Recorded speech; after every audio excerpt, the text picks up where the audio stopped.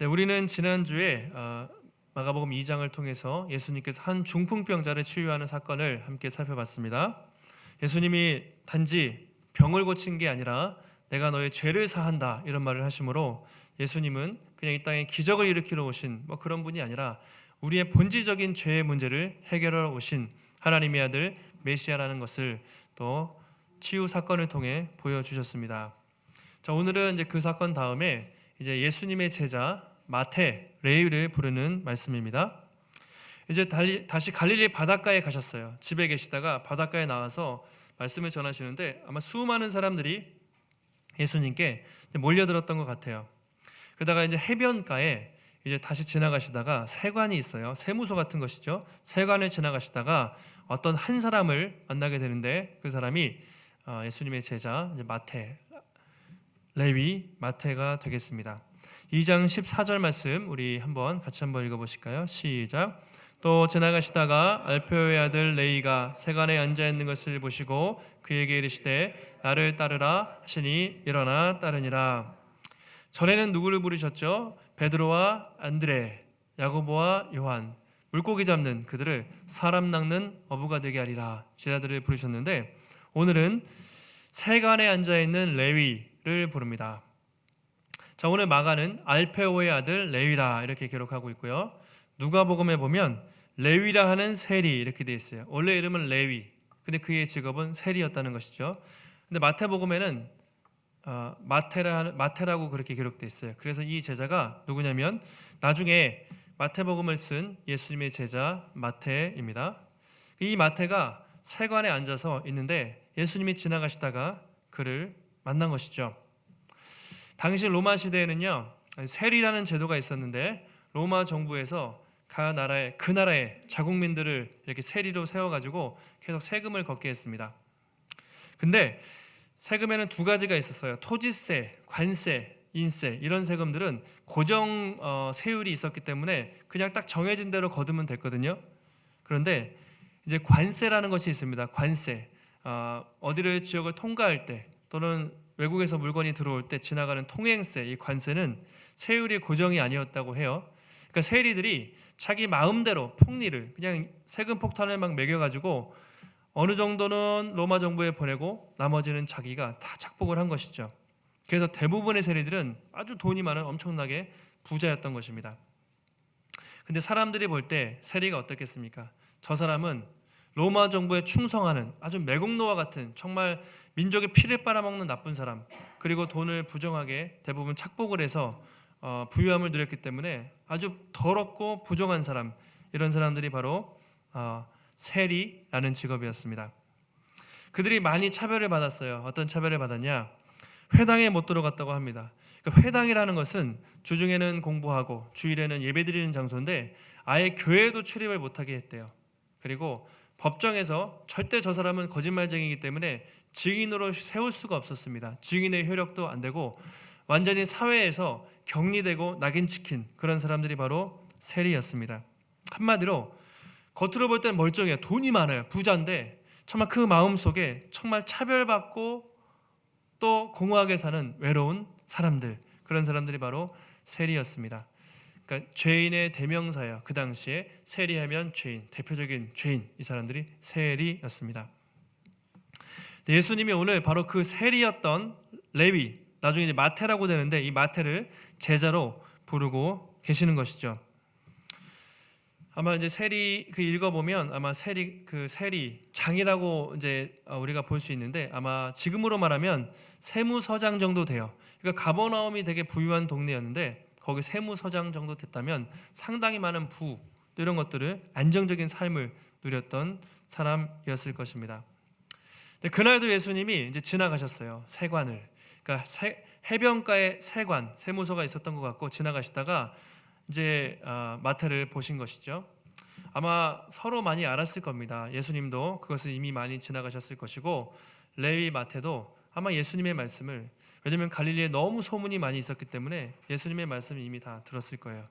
예수님이 지나가시는데 이제 그날따라 아마 예수님 입장에서 큰 세리가 저 마태가 되게 외롭고 큰 공허해 보이는 그 마음이 보이셨던 것 같아요. 세상적으로 볼 때는 참 남부러울 것이 없어요. 너무나 잘 사는 것 같은데 그 안에 있는 상처, 아픔, 그 또 사람들로부터 당한 따돌림, 그런 아픔들을 예수님이 보시고 이제 그를 부르시는 장면입니다. 제임스 하그리브스라는 어떤 사람이 있는데요. 이 내용을 이렇게 좀 상상적으로 이렇게 표현했어요. 지금 이 장면을 이렇게, 레위는 바다 근처 탁자에 앉아 있었다. 세무서 탁자에 딱 앉아 있었고 그의 주위에는 많은 돈 뭉치들, 세무서니까 돈이 얼마나 많았겠습니까? 세금 계산서 막 이런 것들, 회계 장부들이 있고 생선들이 어지럽게 놓여 있었지만 그와 함께 마음을 나눌 만한 친구들은 없어 보였다. 이게 레위의 상태를 이렇게 단적으로 표현하고 있어요. 경제적으로는 돈이 이만큼 많은데 장부에 돈이 막 쌓여 있는데 정말 마음 나눌 만한 사람 없이 외롭고 공허하게 있는 모습, 이것이 레위의 상태였던 것이죠. 근데 이 마태의 모습을 보면 오늘날 이 시대를 살아가는 현대인의 또는 우리의 모습이 아닐까 이런 생각을 하게 됩니다. 예전에 비해서 아마 여기 권사님들 세대, 저희 부모님 이렇게 여쭤보면 얼마나 찢어지게 가난하고 어렵고 힘들었어요. 그때에 비해서 얼마나 훨씬 더 살기 좋고 또 집도 그렇고요, 또 자동차도 그렇고요, 또 좋은 옷도 있고요, 조금 더 그때보다 분명히 편하게 살지만 이 사람들의 마음이 더 외롭고 공허하고 그런 것은 왜일까 이런 생각을 하게 됩니다. 요즘 사람들의 삶을 한마디로 하면 이제 아마 고립, 단절, 단절이 아닐까 이런 생각을 해요. 단절. 점점 개인주의적이 되고 담을 쌓고 그냥 살아요. 이 삼성 지역만 해도 그 지금 1인 가구가 한 20%, 25% 가까이, 3분의 1 가까이가 혼자 사는 사람이 3분의 1 정도 돼요. 우리나라 전체적인 통계가. 그러니까 다 나 혼자 산다, 혼술, 혼밥. 대부분 혼자 사는 사람들이 상당히 많습니다. 여러분, 지하철 가시거나 또 자동차를 타거나 출퇴근할 때 길거리에 보면 보통 뭐 해요? 사람들이 앉아서 시간 날 때 뭐 하죠? 귀에 꽂고 뭐 스마트폰을 대부분 보잖아요. 가족 간에도 대화를 거의 잘 안 한다고 해요. 여러분의 가족들은 이렇게 부모 자녀 간에 매일 얼마씩 대화를 하십니까? 집에서도 엄마는 드라마를 봐요. 아빠는 스포츠를 보고 또 아이들은 이제 방에서 유튜브나 자기가 좋아하는 걸 본단 말이에요. 틱톡. 그 다음에 어린아이들은 뭐 헬로카봇이나 로봇 있는 거. 저희 집이 가끔 그런 거예요. 이렇게 하다가 각자 이렇게 보고 있으면 이게 뭐 하는 거지? 왜냐면 스마트폰, 태블릿이 다 있으니까 옛날에 뭐 TV 채널을 가지고 막 싸웠잖아요. 근데 지금은 그냥 각자 대화 없이 정말 그렇게 가족 간에도 그렇고 세상 사람들과도 그렇게 어떻게 단절된 삶을 사람들이 살고 있어요. 그 속에, 마음 속에는 다 좀 외로움이 있는 것이죠. 저도 이곳에 이사 온 다음에 좀 전도를 해야 되니까 좀 이웃들과 친하게 지내야겠다 생각하고 그 주간에 떡을 해가지고 옆에 이제 저희가 15층이면 옆에 두 가정이 있고 거기하고 밑에 이제 애들이 있으니까 시끄러울까봐 이제 미리 찾아가서 14층에 저희 바로 밑에 내려가서 이제 떡을 드렸어요. 이제 어떤 할머님이 계셨는데 다행히 이렇게 아직까지 안 쫓아오신 거 보면 감사한데 이제 그 옆에 계신 분들 두 가정을 못 만났거든요. 없어가지고. 근데 1년째 거의 돼가는데 작년 12월에 이사 왔으니까 아직도 얼굴을 한 2번인가 밖에 못 봤어요. 그러니까 거의 얼굴 못 보고 살았어요. 그 한 번의 기회를 놓치니까 뭐 그분들은 저한테 관심이 없겠고 저도 뭐 이렇게 지금에선 찾아가서 인사하기도 어렵고 그러니까 여기가 세대가 막 수천 세대가 되는데 대부분 그렇죠. 그렇게 단절 그렇게 살아가고 있는 것이죠. 그게 우리의 모습인데 아마 당시에 마태도 그랬던 것 같아요. 그냥 어떻게 하면 내가 오늘 돈을 더 벌 수 있을까? 어떻게 하면 사람들에게 돈을 더 뜯어내가지고 좀 편한 삶을 살 수 있을까? 뭐 요 정도 고민을 하고 살았을 겁니다. 근데 갑자기 예수님이 세관에 탁 들어오시더니 자기를 부르는 것이죠. 사람들은 세리라고 무시했지만 이 유명한 사람, 갈릴리 최고의 핫한 분이 오셔가지고 자기를 제자로 삼아 주시겠다고 부르시는 것이죠. 뭐라고 하십니까? 나를 따르라. 그냥 딱 짧게 하세요. Follow me 이렇게 되어 있는데 나를 따르라. 마태가 어떻게 합니까? 머뭇거립니까? 그렇지 않죠. 즉각적으로 순종합니다. 성경에 나를 따르라 하시니 뭐라고 했죠? 일어나 따르니라 이렇게 되어 있어요. 일어나 따르니라. 뭐 고민하지 않고 주님, 제가 주님을 따르겠습니다. 즉각적으로 순종하는 모습을 보여주고 있습니다. 아마 중간에 생략된 스토리가 있겠지만, 주님을 따르기로 결단한 그 스토리가 있겠지만 이미 예수님에 대해서 다 알고 있었겠죠. 나는 이제부터는, 이 따름은 이런 의미가 있겠죠. 이제부터 내가 누릴 수 있는 경제적인 여유, 내가 이 세무서장 이런 거 다 때려치고 정말 주님을 따르면서 내가 정말 그런 멋있는 삶을 살아보겠습니다. 일어나 따르니라는 이런 내용이 있는 겁니다. 나의 나의 지위를 버리고 대가로 지불하고 내가 주님의 제자가 되겠습니다. 이런 결단이 이 안에 포함되어 있는 것이죠. 자, 여기까지 한번 보시면 어떻습니까? 질문이 떠올라요. 예수님은 왜 하필이면 그 수많은 사람 중에 죄인 중에 죄인으로 낙인 찍혀 있는 세리 마태를 제자로 삼으셨을까? 여러분, 예루살렘에 가면 훨씬 더 수많은 레위 제사장 가문 있죠. 훨씬 더 좋은 뼈대 있는 가문 출신들이 있습니다. 학식이 있는 수많은 율법학자들이 많이 있습니다. 일평생 성경을 연구했던 종교 지도자들, 서기관들도 많이 있어요. 왜 그런 사람들을 선택하지 않고 왜 갈릴리에서 특별히 그렇게 사람들에게 무시받고 멸시받는 세리를 제자로 택하셨을까? 요즘 정치인들은, 정치하는 사람들 이렇게 하잖아요. 인맥, 스펙. 그래서 어떻게든 인맥을 동원하고 로비를 해가지고 높은 사람과 연을 맺어서 뭐 해보려고 하잖아요. 예수님도 대제사장을 제자로 뽑고 서기관들, 제일 유명한 학자를 뽑고 각계각층의 리더를 뽑아가지고 제자 삼아서 자, 전도해. 이러면 안 바뀌었을까 싶은데 주님은 전혀 그런 방법이 아니라 그냥 갈릴리 촌에서, 그것도 비난받고 멸시받는 그 세리를 제자로 뽑으셨던 것이죠.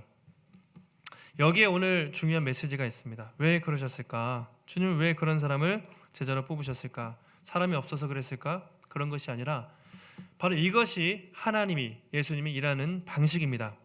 세상의 방식은 어떻습니까? 뭐 돈이 많거나 힘이 있거나 능력이 있거나 엄마 아빠 찬스를 쓰고 뭐 스펙 좋은 사람들, 뭐 이렇게 해서 그런 사람들을 기용을 하지만 하나님은 그렇지 않다. 세상적으로 약하고 초라해 보이고 또 못 배우고 또 멸시받는 부족한 사람들일지라도 그 사람을 부르셔서 제자를 삼고 그 사람을 통해서 일하시는 것이 하나님의 방식이다. 그것을 주님이 보여주고 있습니다. 저와 한번 여러분을 생각해 보세요. 저와 여러분들, 수많은 사람 중에 정말 나는 세상적으로 구원받을 자격이 저는 충분히 있습니다. 나는 구원받을 자격이 있습니다. 그렇게 생각하시는 분 계세요? 아마 이 중에 한두 분, 세상적인 기준으로 볼 때도 모든 걸 다 갖췄어요. 이렇게 해서 교회 나오는 분들이 얼마나 되시겠습니까? 인간적으로 볼 때는요, 교회 밖에 우리보다 훨씬 더 잘 배우고 똑똑한 사람, 심지어 우리보다 훨씬 더 착하고요, 정말 좋은 사람들이 많이 있습니다. 근데 하나님은 그 수많은 사람들 중에서 우리를 택하신 것이죠. 왜 그럴까요? 이유가 무엇일까요? 성경은 이유가 없어요. 그냥 하나님의 사랑 때문에. 그것을 우리가 은혜라고 말합니다. 정말 구원받을 만한, 우리가 수많은 사람 중에 선택받을 만한 아무 자격도 없고 조건도 없는데 그럼에도 우리를 부르셔서 구원하신 것, 그 이유가 뭐냐? 없습니다. 하나님의 은혜로 값없이 우리를 불러주셨다는 것이죠. 저도 마찬가지예요. 생각해보면 세상에 참 말 잘하고 스펙 좋고 정말 뛰어난 사람들이 많다. 나를 왜 사역자로, 설교자로 부르셨을까? 무슨 자격이 있나?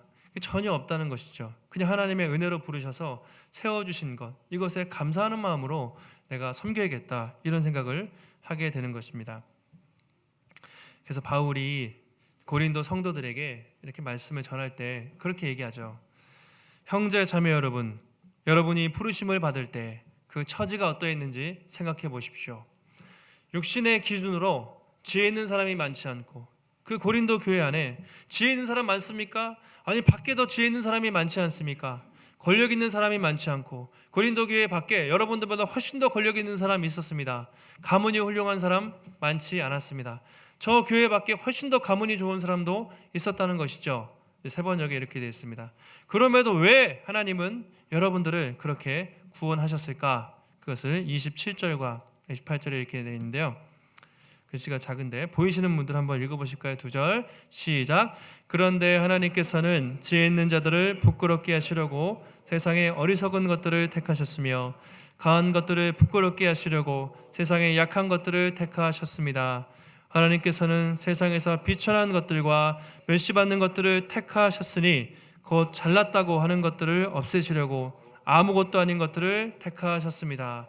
이것이 하나님이 우리를 택하신 이유가 되는 것이죠. 그래서 29절에 보면 이렇게 돼 있죠. 이리하여 아무도 하나님 앞에서 아무도 그 누구도 내가 잘나서 구원받았습니다 자랑하지 못하게 하려 함이라. 모든 것이 하나님의 은혜입니다. 이런 고백이 나오게 한다는 것이죠. 성도 여러분, 예수님은 오늘 2000년 전에 마태를 찾아오셨던 것처럼 그 공허함에, 또 겉으로는 멀쩡했지만 공허함과 상처에 쪄들어 있는 마태를 찾아오신 것처럼 우리도 찾아오셨습니다. 기억할 것은 우리가 예수님을 찾은 게 아니라, 하나님 먼저 찾은 게 아니라 주님이 먼저 우리를 찾아오셨다는 거예요. 주님이 먼저 우리를 선택하셨다는 것이죠. 그것이 중요합니다. 그래서 오늘 우리가 살아갈 때 수많은 사람 중에서 나를 선택하신, 또 세상에서 소망 없이 살던 나를, 자격 없는 나를 만나주시고 먼저 찾아오신 그 은혜를 늘 기억하시고, 또 우리가 주님의 신실한 제자로 또 마태와 같이 살아가는 우리 성도들이 되시기를 간절히 소원합니다. 두 번째가, 이제 예수님을 만난 후에 어떤 일이 있었냐면 너무 기쁜 거예요. 자기 집에 가장 유명한 그 당시 이제 랍비 예수님이 오신다고 하니까 이제 주변에 수많은 사람들을 초대했던 것 같아요. 만약 여러분이 여러분의 가정에 이게 대통령 너무 크죠. 여러분 가정에 정말 연예인, 여러분이 가장 좋아하는 어떤 연예인이 가정을 방문해서 신방을 온다. 그러면 어떻겠습니까? 얼마나 기쁘고 설레이겠어요. 주변에 아는 지인들이 확 초대해서 잔치를 베풀지 않겠습니까? 하물며 하나님의 아들이신 예수님이 이제 자기 집에 온다고 하니까 마태가 얼마나 흥분되고 좋았겠습니까? 주변에 아는 사람들이 다 불러 모았습니다. 근데 주변에 아는 사람들이 다 누굽니까? 기껏해야 세리, 죄인들, 이런 사람들이에요. 그런 사람들밖에 모르니까 어쨌든 그런 사람들과 다 모여들어서 잔치를 하게 됐습니다. 누군가 함께 이제 식사한다는 것은 이제 우리가 더 그냥 밥 먹는 것을 떠나서 이렇게 친밀해진다는 거잖아요. 그래서 우리가 이렇게 하면 같이 식사할까요? 아니면 약속을 잡는 게, 우리가 같이 식사하면, 특별히 가정을 오픈하게 되면, 만약에 제가 또는 누군가가 사랑방 식구들이 가정에서 하게 되면 사실 훨씬 더 친밀함을 느끼겠죠. 왜냐하면 가정을 오픈하고 식사한다는 건 마음을 연다는 의미이기 때문에 되게 친밀한 관계로 나가는 것이죠. 오늘 예수님이 그랬어요. 이제 마태가 예수님의 집으로 초청해서 이제 예수님과 함께 풍성한 식사의 자리가 벌어집니다. 근데 대부분 누가 왔다고요? 대부분 모인 사람들을 보아하니까 수많은 세리들, 그 지역의 세리 또는 세리의 직원들, 또 멸시받고 무시받았던 그런 소외된 죄인들이 막 그렇게 모이게 된 것이죠. 근데 바로 그때 그 광경을 보고 있던, 참 못마땅하게 보고 있던 사람들이 있었습니다. 누굽니까? 그들이 바로 바리새인들이죠. 제자들을 불러서 물어봐요. 예수님한테 직접 항의를 못하니까 예수님의 제자들한테, 아니 당신의 선생은, 랍비는 어떻게 저 급에 안 맞게, 랍비면 랍비답게 폼 잡고 거룩한 사람들하고 다녀야지 어떻게 저렇게 멸시받고 천대받는 세리, 죄인, 그런 사람들하고 식사를 할 수가 있겠냐, 이렇게 따지는 것이죠. 당시에 유대 문화권에서는 함께 식사를 한다는 것은 단지 교제하는 것을 넘어서 그 사람과 동일한 동급으로 취급된다는 이제 그런 인식이 있었어요. 그래서 항상 자기보다 높은 사람들하고 식사하기 원했어요. 그러면 내가 더 높아지니까.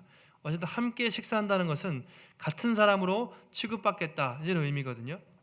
근데 예수님이 그런 사람들하고 친히 식사를 하신 것이죠. 바리새인들의 생각은 달랐습니다. 우리가 세리들, 죄인들하고 식사하면 우린 부정타 안 돼. 우린 저 사람들하고 밥도 먹어서 안 되고 말도 해서도 안 되고 상종해서도 안 돼, 이렇게 생각했어요. 근데 뒤에서 그들이 뭐 하는 사람들입니까? 성경 연구하는 사람들이잖아요. 맨날 혼자 성경은 그렇게 연구한다고 하는데 혼자 거룩한 척, 잘난 척 하면서 그렇게 살았던 것이죠. 근데 예수님은 그렇지 않았습니다.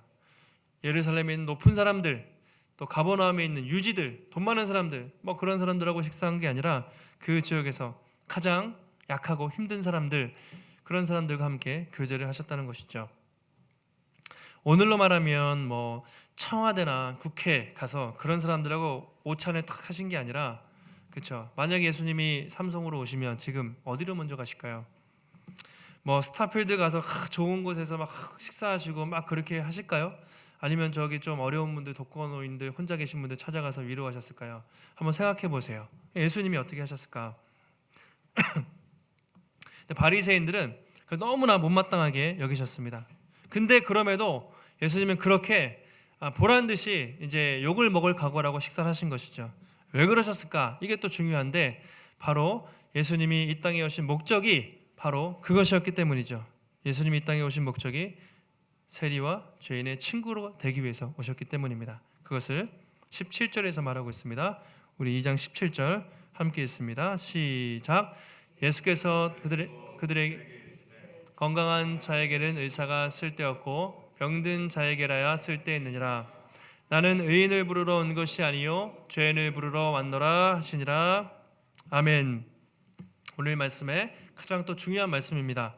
건강한 자에게 의사가 쓸데없고 병든 자에게라야 쓸데있다. 뭐 당연한 얘기죠. 우리가 병이 있어야 의사를 찾고, 내가 건강하다고 생각하면 병원에 안 갑니다. 나는 의인을 부르러 온 것이 아니라 죄인을 부르러 왔다. 누가 의인이고 누가 죄인인가? 당시 바리새인들은 사람들 앞에서 온갖 깨끗한 척을 다 했지만 그 뒤에서 온갖 더러운 짓을 다 했단 말이죠. 한마디로 위선자들이었습니다. 정말 치료받아야 할 죄인들이 누굽니까? 바로 그들이었어요. 바리새인들. 근데 우리는 깨끗해, 우리는 성경을 봐, 우리는 하나님을 예배해, 일주일에 2번씩 금식해, 막 거룩한 척, 경건한 척을 다 하면서 정작 저 사람들은 죄인이라고 생각하고 그들과 상종하지 않고 그들을 정죄하면서 살았던 사람들이 바리새인이었습니다. 근데 예수님은 너희들이 바로 죄인이야, 너희들은 그것을 몰라, 그렇게 지적을 하는 것이죠. 이 말씀을 조금 더 쉽게 해설하면 이렇게 될 것 같아요. 이렇게 표현할 수 있습니다. 우리 나는 의인인 척, PPT 한번 보여주시면, 나는 의인인 척하는 교만한 사람을 부르러 온 것이 아니라 자신이 죄인임을 인정하는 겸손한 사람을 부르러 왔다. 주님의 말씀. 그러니까 의인을 부르러 온 것이 아니라, 의인은 없잖아요. 사실은 바리새인도 의인인 척했지만 의인이 아니에요. 의인은 아무도 없습니다. 예수님이 왜 오셨냐? 죄인이지만 의인인 척하는 교만한 사람들 난 관심이 없고, 정말 자기가 죄인이라고 인정하는, 죄인이라고 고백하는 그런 겸손한 사람을 부르러 왔다. 이게 이제 주님의 말씀이죠. 그래서 예수님은 교만한 바리새인들과 전혀 상종하지 않으시고 자기의 죄를 인정하는 겸손한 세리, 연약한 사람들과 함께 식사하고 교제하시고 또 그들에게 복음을 전하셨던 것이죠. 예수님의 별명이 뭐였죠? 이 땅에 계실 때 세리와 죄인들의 친구로다. 예수님은 그런, 어떻게 보면 되게 치욕스러운 별명이잖아요. 랍비에게, 당시에 정말 권위 있는 사람에게 세리와 죄인들과 동급이다. 이게 얼마나 치욕스러운 별명입니까? 이제 바리새인들이 공격해요. 누가복음에 보면 세리 요한은 왔을 때 떡도 안 먹고 포도주 안 마시니까 귀신 들렸다고 막 욕을 했어요. 근데 예수님이 오셔서는 먹고 마시니까 저 예수라는 사람 먹기를 탐하고 포도주 즐기는 사람이다, 제정신 아니다, 세리와 죄인의 친구다, 또 이렇게 욕을 한 것이죠. 이렇게 해도 욕하고 저렇게 해도 욕했는데 어쨌든 예수님을 저 부정한 사람들과 같이 다니는, 저 쓰레기 같은 인간들과 같이 다니는 그런 사람으로 예수님을 불렀다는 것이죠. 근데 바로 예수님이 이 땅에 오신 이유가 바로 그것 때문이셨어요. 그래서 주님은 숨기지 않고 뭐 그런 욕을 듣든지 말든지 세리와 죄인들과 함께 시간을 보내셨던 것이죠. 우리는 이 말씀을 보면서 우리가 예수님의 제자로 어떻게 살아야 되는가 중요한 교훈을 얻을 수 있습니다. 예수님은요, 잘 들어보세요. 죄가 없는 거룩한 분이셨지만 죄인들과 어울리면서 살았어요. 그러니까 그분은 죄가 없는 분이셨는데 죄인들과 어울리면서 사셨습니다. 우리도 마찬가지. 우린 세상에서 구별된 사람들이지만 세상과 단절하고 분리된 삶을 살아서는 안 된다는 거예요. 이걸 조금 더 설명을 해드릴게요. 자, 영어로 이렇게 separate 그다음에 distinguish 이렇게 이제 영어로 볼 때 separate는 분리하다, 그러니까 담을 쌓다, 아예 단절하는 거거든요. 세상 사람들과 전혀 어울리지 않고 단절하고 이렇게 분리된 삶을 사는 거예요. 이게 바리새인들이었습니다. 바리새라는 말이 분리되다라는 표현인데 그냥 세상 더러워, 또 저 사람들 더러워, 아예 담을 쌓고 분리돼서 살아요. 근데 우리는 이제 distinguish, 구별되다, 구분되다 또는 분별하다. 세상에 살지만 세상 사람들과 구별된 삶을 사는 거예요. 세상과 단절하는 게 아니라 세상 사람들과 어울려야 돼요. 복음을 전해야 되니까. 그러나 그 속에서 구별되게 살아야 돼요. 거룩하게. 그게 바로 예수님이 우리에게 보여주신 모범이죠. 그러니까 우리는 거룩하게, 물론 거룩함을 지켜야 되지만 세상과 단절하지 않고 세상 속에 살면서 그들에게 복음을 전하고, 하지만 물들지 않고 거룩하게 살아야 할 사람들, 이런 사람들이 성도라는 것입니다. 한번 앞에 보시고 따라해 보실까요? 성도는 세상과 분리된 사람이 아니라 세상과 구별된 사람이다. 좀 이해 가세요? 분리, 완전히 우리는 세상과 담쌓고 살면 안 돼요. 세상 속에 살면서 그들의 아픔을 이해하고 그들과 함께 해야 되는데, 다만 분별하셔야 됩니다. 구별돼야 돼요. 같이 타락하면 안 되고 거룩함을 지키면서 살아야 한다는 것이죠. 근데 이게 상당히 어렵습니다. 아예 그냥 담쌓고 안 만나고 살아버리면 편할 수도 있어요. 그런데 주님이 우리에게 원하시는 건 세상에 들어가서 세상의 빛과 소금, 그렇죠? 들어가서, 그러나 그들과 같이 타락하지 않고 거룩하게 살아가는 것, 주님이 원하시는 것이 바로 이런 것이죠. 그동안 교회가 욕먹었던 이유 중에 큰 것이 저는 이거라고 생각합니다. 옛날 자기들끼리 뭐예요? 자기들끼리 예배드리고 자기들끼리 좋아 죽는데 뭐 주변 이웃들을 신경을 안 써요. 그러면 교회는 욕을 먹게 됩니다. 이번 코로나로 인해서 일부 교회가 대면 예배 드리지 말라고 정부에서 방침을 했는데 대부분 지켰지만 몇몇 교회들이 그것을 어기고 예배를 강행하다가 비판을 받았어요. 뭐라고 합니까? 사람들이 댓글에, 야, 지들만 예배드리면 다냐, 되게 이기적이다, 자기들밖에 몰라, 그 우리는 코로나에 걸려도 괜찮다는 얘기냐, 이 교회를 향해서 아주 이기적인 집단으로 그렇게 몰아붙인 것이죠. 그러니까 이런 교회들은 예수님의 가르침을 잘 따르지 않은 거죠. 예수님은 절대로 혼자 깨끗한 척, 거룩한 척 하면서 다니지 않으시고 세상 사람들, 죄인들과 어울리면서 그들에게 복음을 전하고 그들과 함께 하셨다는 것이죠. 저는 오늘 말씀을 준비하면서 이런 생각이 들었습니다. 우리가 어떻게 하면 주변 사람들을, 이웃들을 좀 섬길 수 있을까? 우리끼리만 여기서 예배드리면 안 되고, 우리의 목표는 지금은 코로나 때문에 제약이 있지만 앞으로는 뭔가 행사, 또 뭔가를 통해서 계속해서 좋은 소문이 나야 돼요. 이웃을 섬기는 교회로 가야 됩니다. 어떻게 하면 우리 교회가 더 그런 약한 사람들을 수용하고 받아줄 수 있을까? 이게 이제 우리의 중요한 고민이죠. 지난주에 세미나를 갔는데 충격적인 얘기를 들었어요. 교회에 새 가족이 왔습니다. 여러분, 새 가족을 담당하게 되면 큰 교회 같은 경우는 별의별 사람이 다 오시거든요. 예, 다 오세요. 신천지도 있을 수도 있고, 뭐 싸워서 오신 분도 있고, 이사 와서 오신 분도 있고, 다양한데, 이제 얘기하다 보니까 남자들이 등록했는데 이상해서 물어보니까 동성애자인 거예요. 동성애 청년인데 자기는 교회를 다니고 싶대요. 근데 이 목사님이 얘기를 하다 보니까 예수님을 믿는 것 같긴 한데 그 죄를 인정을 그러니까 자기는 선천적으로 타고날 때부터 그래서 이 청년하고 사귀고 있는데, 남자끼리 자기는 그게 잘 안 바뀐다. 그래도 나는 뭐 교회 나오고 싶다. 그래서 상담을 하는 거예요. 이제 목사님이 물론 품어야 되는데 또 얼마나 고민이 되겠어요. 이게 사실은 참 고민이 돼서 참 앞으로 어떻게 될지 고민이다, 이런 이야기를 하셨는데, 여러분 정말 세상에는 그런 사람들이 많고요. 별의별 사람들이 다 있습니다. 우리는 작아서 아직은 없지만 큰 교회들 이상한 사람들이 다 섞여서 들어와요. 여러분, 만약에 이런 사람이 정말 우리 교회에 온다면 여러분은 그들을 받아들이고 품을 준비가 돼 있으십니까? 아니면 색안경을 끼고 진짜 저 사람 쓰레기다, 나는 저 사람하고 어울릴 수 없어, 상종하지 말아야지, 마음의 문을 닫으시겠습니까? 만약에 지금 예배드리고 있는데 삼성에 예배드리고 있는데 정말 냄새가 나는 허름한 노숙인이 오신다, 몸이 불편한 장애우가 오신다, 그러면 여러분은 정말 마음으로 그들을 차별하지 않고 주님의 사랑으로 품을 준비가, 받아들일 준비가 되어 있으십니까? 한번 생각해 보시면 좋겠어요. 그 남대문에 가면 노숙자분들이 많이 계시잖아요. 그래서 남대문에 있는 어떤 교회들은 노숙자 전문 사역을 하는 교회들도 많이 있어요. 100명, 200명이 다 노숙인인데 냄새가 나요. 나죠. 그래도 그냥 성도들이 같이 어울려서 그렇게 하는 교회들도 있고요. 예전에 제가 아는 어떤 분은 청량리에 가면 성매매 업소 다니시는 분들, 588이라고 하나요? 뭐 그런 율락 여성들, 뭐 그런 분들을 대상으로 사역하는 분들이 계셨어요.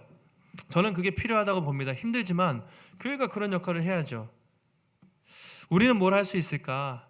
지금은 이제 개척 단계이기 때문에 우리가 뭐 그런 무슨 많은 사역적으로 많은 것을 할 수 없지만, 만약에 적어도 그들이 우리에게 교회에 온다면 우리는 정말 그들을 차별하지 않고 정말 주님의 사랑으로 품을 준비가 되어 있는가? 이것은 우리가 생각해 봐야 할 문제라는 것이죠. 그래서 저는 말씀을 준비하면서 우리가 어떤 사람이 와도 정말 차별하거나 판단하지 않고 정말 그 사람을 품어줄 수 있는 정말 그런 따뜻한 마음을 가진 교회가 됐으면 좋겠다, 이제 그런 생각을 했습니다. 말씀을 정리하겠습니다.